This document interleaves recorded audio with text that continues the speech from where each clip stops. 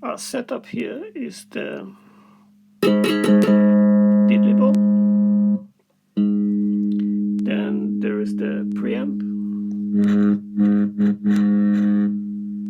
with the 2 transistors. Then there's the busking amp that was made from some found objects.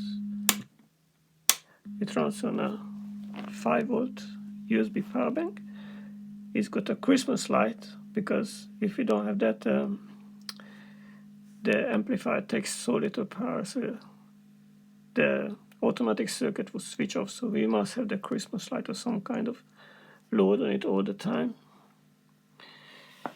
And then here's another battery for the preamp. I cannot play music, so I'll just make some sound out of it.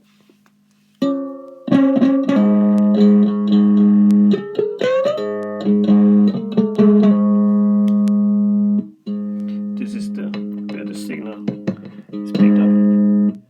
This is the solenoid coil. It's actually it's 2,900 ohms exactly.